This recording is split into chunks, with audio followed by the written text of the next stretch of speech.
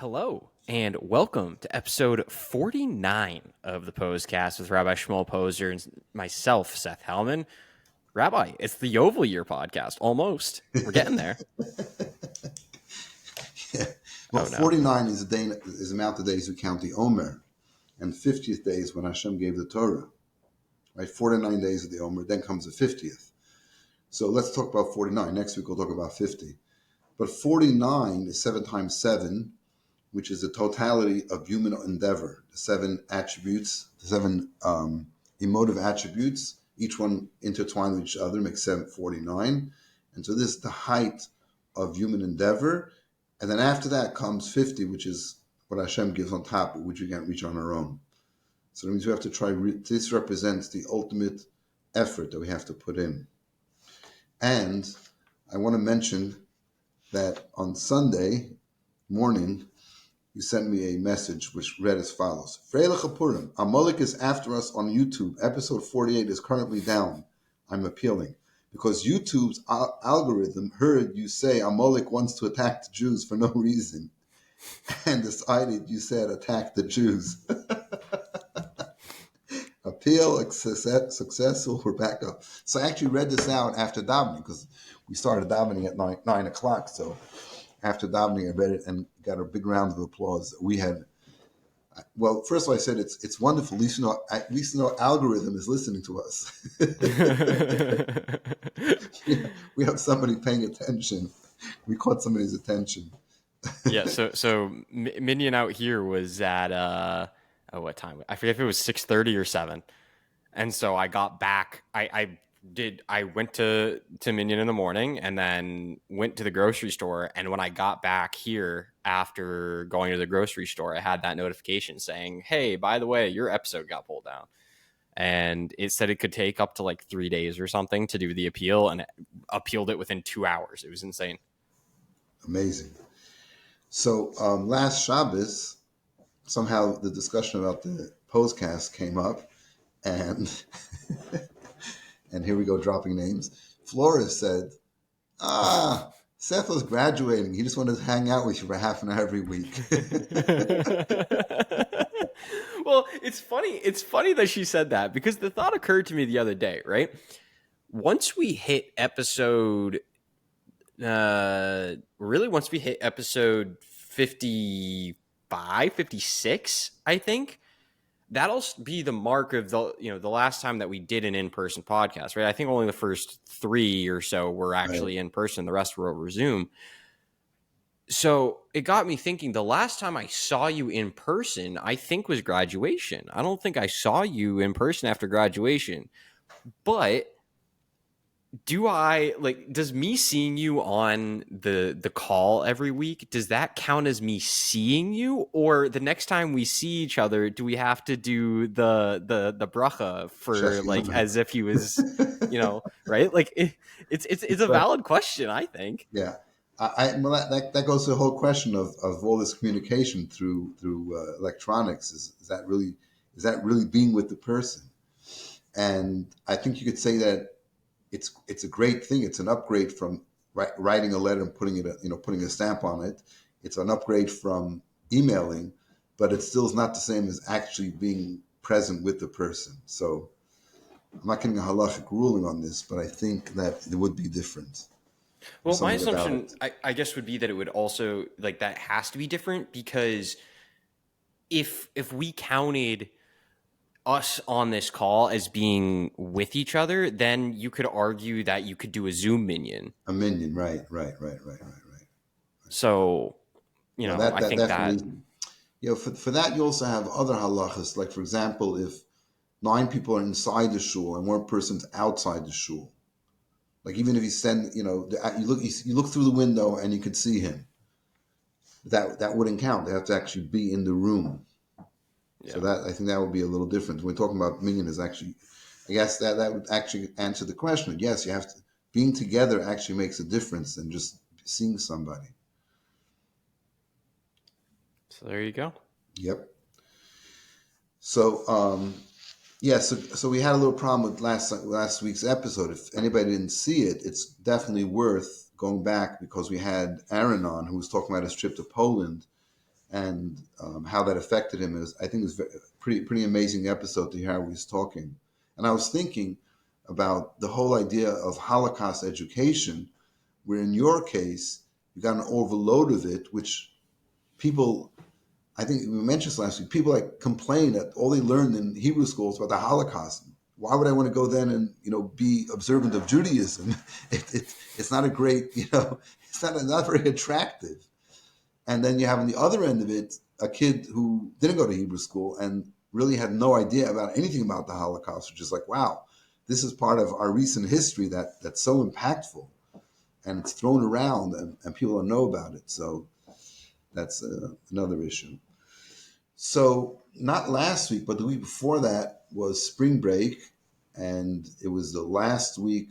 It was the end of Berkeley, beginning of BU. Basically, there was nobody in town, and Chani and I went to Muncie, where her sister lives, and we had a wonderful, wonderful, wonderful Shabbos there. There's a shul that's built like just about 3-minute walk from their house. And it was very nice. So one of the things, so the rabbi spoke, and I listened to him. No way. Yeah, it was. Yeah, it's wonderful. It's very nice to, when I go to a shul, I'm not used to going to, so I was standing all the way in the back. It's like a, it's a new shul. It's a nice shul, but it's not like, ostentatious or anything. It's like tables and lines of tables and chairs, like a big base medrash type shul. And so I'm sitting in the back, and one guy comes over and says, "Oh, we'd like to give you a better place." I said, "No, I like being in back to watch everybody rather than everybody watching me." But then he says, "Oh, but this might be somebody's place." And so the guy in front, I said, "No, he told me it's okay to everybody has their place in this shul." And so my brother-in-law said, "Sit next to me." But there was a space between him and the next person. It was like squishy, and the table behind him was like lots of rooms. Like, I can move around a bit. Anyway, so it was interesting. And somebody else came by and said, "Oh, do you want me to find you a nice place?" So it was very welcome. It was a very nice shul. It was a beautiful experience. So the rabbi was talking about, that was parsha B'kudi. It says, Eila B'kudi HaMishkan, Mishkan HaEdus. It says Mishkan twice. So the word Mishkan, which means dwelling place, also means mashkan, which is collateral. So it says Hashem took the first and second Beis HaMikdash as collateral and will return it when the Jews do tshuva. So he gave his little vart part of what he said was that there was a man who was in debt, and he was lending money, pawning stuff off, and then he ran out. He had nothing. Comes Erev Shabbos, he has no money. His wife says, "You know what? The beautiful jewelry you bought for me when we got married, I'm going to take it. I'm going to pawn it off." And she pawns it off to get money, and it's enough for Shabbos. It's enough to get his business going, and everything's fine and good. And it really starts building up, and he's back in a good space, and he's very happy to have money for everything they need. And his wife says to him, "By the way, you forgot about my jewelry. You pawned off my jewelry. Go get my jewelry back." And so that's the same thing also. He said, when we look at the fact that the Jews are in exile, and look where we are now, especially in a place like Muncie, there's beautiful shuls, there's all kinds of yeshivas and Torah study. And he says, but don't forget the jewelry. We don't have the jewelry. You don't have the Beis HaMikdash.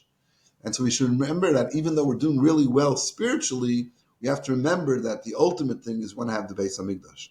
And I thought that was really, that was great. Great way to end the speech. So then I went over to him afterwards and told him, by the way, the Rebbe says, mashkan, why does it say twice? Because normally Hashem took the Beis HaMikdash as collateral, gave it back in the second temple, and then took it away again. So it's one collateral for both of them. Why two collaterals? And explains that the first Beis HaMikdash was a much holier one. And the second Beis HaMikdash was less holy. There were certain things that were missing from it, like the ark with the tablets and a couple other things. But it stood longer. And so there's differences when it comes from above. When Hashem gives you something, it's all good, it's perfect, it's wonderful. But it's not so integrated within us. And that's the first Beis HaMikdash. The second Beis HaMikdash was more integrated within us because we worked so hard to get it back. but it didn't have all the holiness. And the third Beis Hamikdash will have both advantages. After the long exile, we will have the ultimate eternal Beis Hamikdash of the greatest holiness.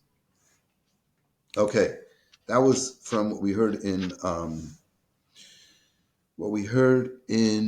Muncie.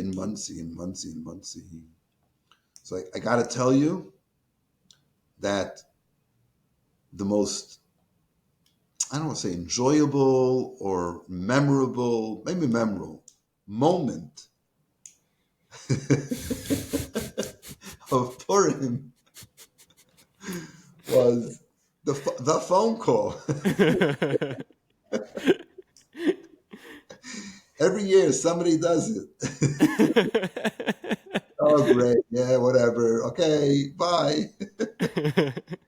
So basically, the Mid-Suda phone call. Mid-Suda post a few L'chaim's phone call, like, hey, Rabbi. See, what's funny is at the moment of the phone call, and even after the moment, I didn't have anything to drink at all that day. Because I had to drive back home after, and I had work the next day too, so I wasn't about to. Oh, you fooled me. as Rabbi Posner says, I wasn't about to get extremely happy. Mr. Stiebel, on the other hand, was happy. And so it was his idea to call. He tried calling from his phone, and the rabbi didn't pick up. And so I said, I bet you if I call him, he'll pick up. And sure enough, I call and the rabbi picks up. Well, the thing was that there are two things. Number one is that I knew why he was calling. I mean, nobody calls in the middle of, I just knew what was going on. I was like, I'm not in the mood of this right now. And then you called like, okay, the guy said, I'm just going to pick up and they'll stop bothering me. And that's what happened. It was just funnier for me because I was like, he's totally going to pick up when I call. And then he did. And David was like, what is this madness? And I was like, it's because he likes me better. Yeah, it was a good time. I was out in Southfield, Michigan, which is a very heavily Jewish area. I got to experience Purim in a way that I've never really experienced it before, because as a kid, the emphasis wasn't really on like Mishloach Manos or anything. And so I think this was probably only the first or second Purim that I actually got all four things in. And so it was also cool just because like the way that area is, you hop in a car and they drive around and they give Mishloach Manos to all these different families that, whether it's the rabbi of the shul or someone whose kids are in class with yours, or, however that works, whatever family they're connected to, they just drive around the neighborhood. And so you see these people in these big rented vans that are just chock full of Jews going around and giving the Mishloach Manos. It was crazy. It was interesting.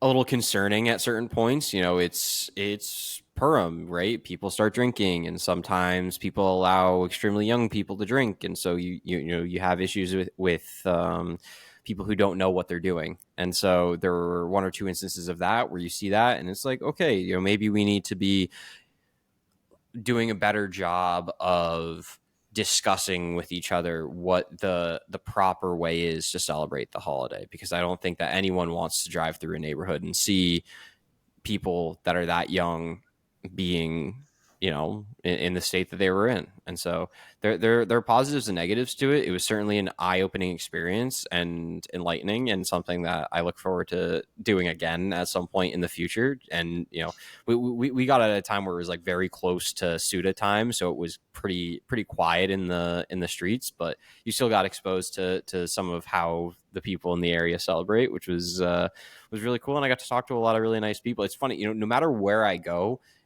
when I go for if I go for Shabbos, or like I just went for Purim, someone new invites me, and so it's just like this constant list of people who want to have me for a Shabbos meal, and so the list just keeps on growing and growing and growing. But it's it's great. The community here has been awesome. There's not going to be a lot that I missed in Detroit when I go home in the end of May, but one of the things that I'll absolutely be missing is the Jewish community here, because the generosity knows no bounds. That's fantastic. That's kudos to the neighborhood and to the people. That's exactly the way it should be. You walk into a shul and people should come over and greet you, and that's, especially if you're a new person, that's amazing. That's the way it should be. And that's, Purim is like that in Jewish neighborhoods. And if you go to Borough Park, in Brooklyn, you'll see the streets are just full of kids and families. Or if you look on the crownheights.info or COL, they'll have like a gallery of, Purim in Crown Heights, and see all the people dressed up and all this kind of stuff. And it is a beautiful thing. And there's constantly discussions and posts and warnings about drinking, and definitely not drinking and driving, and watching out for younger people, like exactly what you said. So this is an issue that's constantly being discussed. And that's just unfortunate if anything like that, if it's anything inappropriate is happening. But it is a beautiful holiday, and anybody, I meet kids. I met some kid who's, like a BU kid who, puts on tefillin every day, okay? Or if I remind him sometimes, he might forget, but that's his line. And I said, "Where were you Purim?" And I had a lot of studying to do. And I'm like, oh my God, this is like the one day. We had a beautiful Purim party after, Motzei Shabbos, Saturday night after Megillah reading. We had the glow night. Which means you turn off all the lights and you have like this blue light that if you have fluorescent things in the room, it reflects. And so we got all these, paper type things and whatever, hung them up. And then we had, the glow sticks and glow this and glow that. And I should pop up a picture here. All this kind of stuff that we did, and it was nice. It was a nice party. It was a good time. And I had to study. Like, no, that's the one. You don't miss Purim. Come on, it's the one day in the year. So it's a beautiful time, and the sharing that you find in like a lot of communities, like yeshiva bachrim or younger student will go around and like they dress up and they come into people's homes who are like, they go to certain areas, and a lot of Jewish homes, and they go from house to house. They do a little skit or they do something, and they're collecting money for their yeshiva. So and the rule is that during the year, if someone asks you for tzedakah, there's rules. You should give. You don't have to give. But on Purim, whoever sticks out his hand, you have to give them. And so there are no homes. You just walk in there, they're going to give you something. They're going to give you money, and so that's a beautiful part of Purim. It's a great thing. So yeah, I'm happy that you experienced that. And for children also, it's a very children oriented yontif, because Mordechai gathered the children together, and so the children dressing up. And one of the things about dressing up, I don't know if we mentioned this before Purim, but dressing up is not dressing down. Like you want your children to project, who do you want to be? What do you want to be? And if you want to be, some nasty character, and that's how you dress up. Like, why would you want to do that? You have a chance to make believe. So you have like kids that dress up like King Achashverosh, Mordechai. You go look in the stores that sell the costumes for Purim.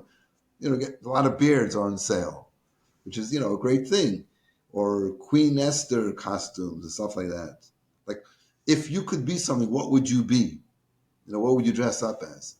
So that's important, and it's important. The idea of educating children. It's so important.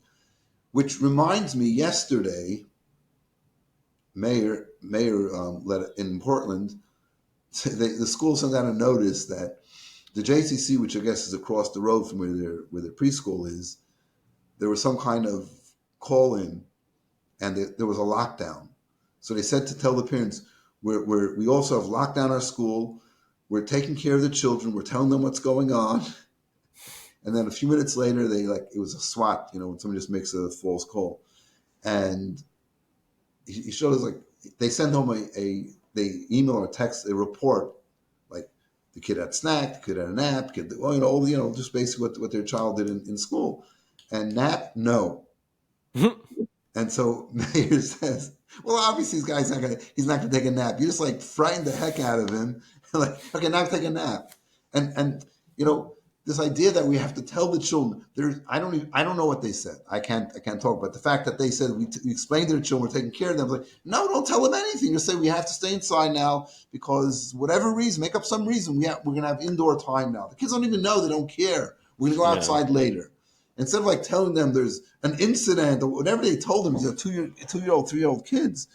And so when it comes to a time like Purim, when we can show the children that that there was a great miracle and everybody was saved and we're celebrating, we're happy, to instill them with those traditions is so powerful and so important. Anyway, that's what I was thinking. And I was going to talk about this last week, but because we had our guest, we didn't get into it. So I was talking about sacrifices, and we're starting Chumash Vayikra. And everybody, Book of Bereshis is wonderful. There's stories, Avram, Yitzhak, Yaakov, Yosef, the brothers. There's always something happening. Shmais, in the beginning, Book of Shmais, you have a little bit to come out of Egypt. Then you start the Mishkan. They're like, oh man, this is so boring. What do we learn from it? So we learn a lot of things from the Mishkan. But then when it comes to Vayikra, you have Vayikra and Sav last week and this week, and it's all about sacrifices. Like, oh, this is so, like, what relevance does this have? We're not getting into the Chassidus and all that. So there is a sac. So in Chumash Vayikra talks about it. You bring an animal. You could bring birds as a sacrifice. If you can't afford an animal, birds, you can't afford birds, you bring flour. So the pasuk says, "V'nefesh ki sakrif karban minchal Hashem." If a soul will bring forth a sacrifice of mincha, a flour offering. So Rashi says, "Lo nemar nefesh b'chol karbanis nedava ela b'mincha." It doesn't say nefesh by any of the other carbons except by this one. Like in the one, it says, if from the cattle you bring a sacrifice, if from the bird. On here it says, a soul that brings a meal offering. Why? So Rashi says, who's accustomed to bring a flour offering? A poor person. Says Hashem, I consider it as if he had brought his soul, he sacrificed his soul, which I think is really beautiful, saying that, we think about, the people that have a lot of money and make big donations and do big things, and like, you think, oh, what can I do? And here the Torah clearly is telling us that what's most important is the soul. What are you feeling? This is not to say that your soul is enough. You got to put on tefillin and put a mezuzah. But when it comes to how much can I afford to give to tzedakah, how much can you do the best you can as long as your soul is in it. Then Hashem says, hey, so it's only flour. That's not a problem as long as you have the sincerity in what you're doing. I think that's pretty powerful. And one other thing over here, it talks about by an animal, you take the innards, the stomachs and stuff, you clean them out and you put them on the altar as part of the sacrifice. By a bird, you don't do it. Why not? Because animals, you know where they're eating. You control where they're eating. Birds fly around and can have stolen stuff. The idea that the Torah is so specific, Hashem, don't bring, if there's a possibility that this animal, this bird, ate something that's stolen, don't bring it on the altar. It should be pure. It should come from a holy place. So I mentioned this because when I read it, I said, oh, wow, this is really powerful lessons in connecting to Hashem.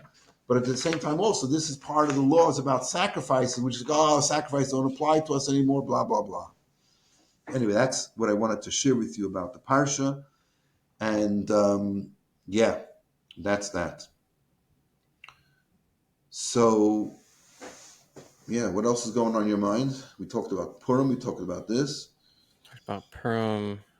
I don't know, man. It's kind of, I don't know. It's weird. There's all sorts of stuff going on in my world that's not set in stone, that is like looking forward to. Me and my dad had the discussion of, we're supposed to go to London in the beginning of January, and it's not all that expensive to go to Israel from once you're actually in London, right? So We're trying to figure out if we can feasibly do that. And I think that's so important. I tell this, the kids went on spring break, right? And I'm thinking to myself, look what's going on in Israel, and you're sitting there in some beach resort town pretty much wasting your time. I mean, you're with friends and you're having a good time. I got it. But if you have some feeling and you're spending the money anyway, it's not a question that you're going home and spending time with your parents. It's a beautiful thing. Who's going to argue with that? But if you're flying somewhere in the world and hotel, blah blah blah, go to Israel. Go to Israel. I'm not saying you have to go there, even if you don't want to go pick vegetables and help them out, actually physically help them out, which would be a nice thing to do.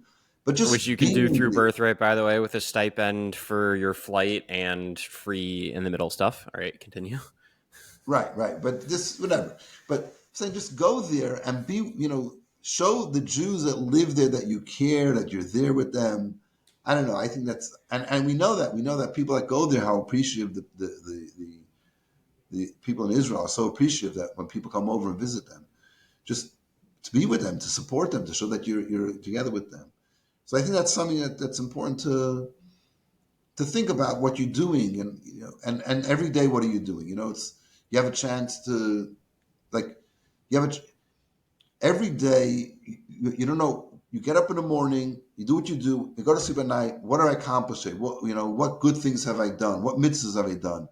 How have I been nice to another person, made the world a better place? And then when you come to scheduling a vacation like this, think to yourself hey, at the end of it, what can I say? What will I tell my grandchildren I did? When I went there, you know what I did? I went to Israel. We went there and we, whatever you're going to figure out to do, there's enough things to do there, even to go and visit people in the hospital, soldiers that are wounded or people that are displaced.